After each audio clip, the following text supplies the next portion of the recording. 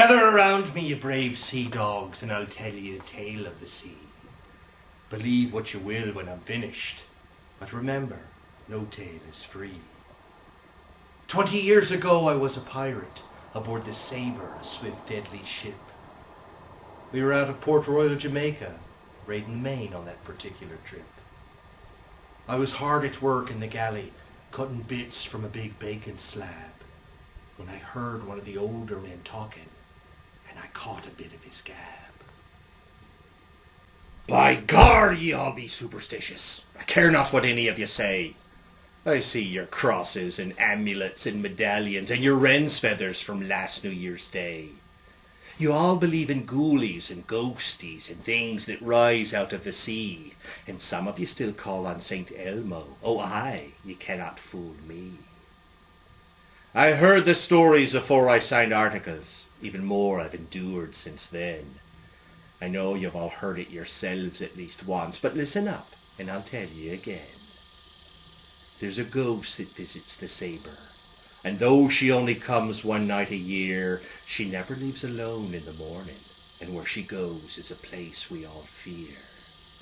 She walks the deck at midnight, flaming hair in a gown of mist, her face a mask of fiery rage, her hand an icy fist.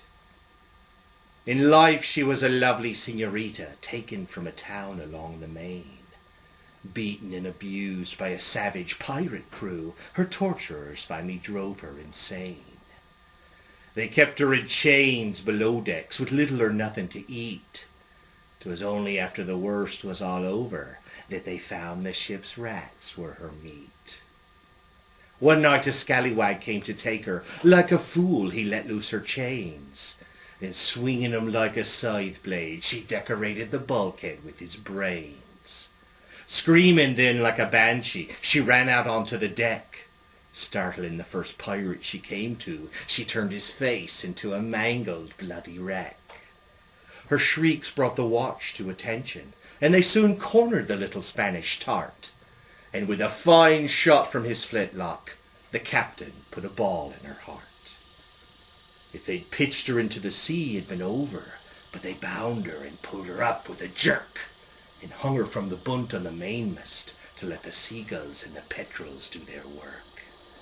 Now seabirds be right hungry fellows. I can't stand their shrill screeching cries, but we all know that when they start eating, they begin with the lips and the eyes. She hung there through both the dog watches, and the helm said he glimpsed her that night. But when the sun rose over the horizon, the little lady was nowhere in sight. They say they never found her body, not a rag or a thread from her gown. Some say she drifted up to heaven, but I think a squeamish crewman cut her down. But in your stories, she comes back for vengeance, taking a pirate on the anniversary of that night, and without any screams or blood or noise, she drags them off into the silvery moonlight. And tonight's the very night ye all tell me, and it's the midnight watch that I've drawn. And I suppose ye expect me to be cowering and praying to God that I see dawn. Well, you won't catch me singing hallelujahs or wearing some magic gewgaw someplace. Just look for me in the morning, and I'll be laughing right to your face. He smirked as he rose from the table, leaving behind a dozen other men, who, judging by the looks on their faces, believed they'd never see him again.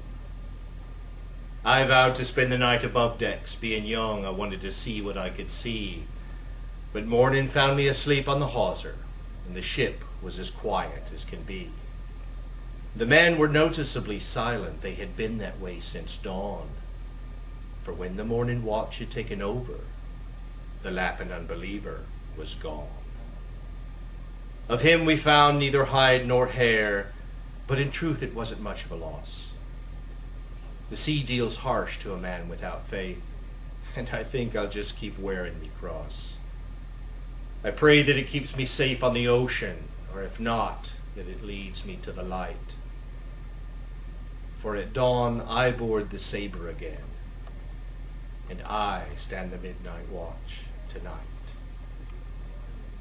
She walks the deck at midnight, flaming hair in a gown of mist, her face a mask of fiery rage, her hand an icy fist.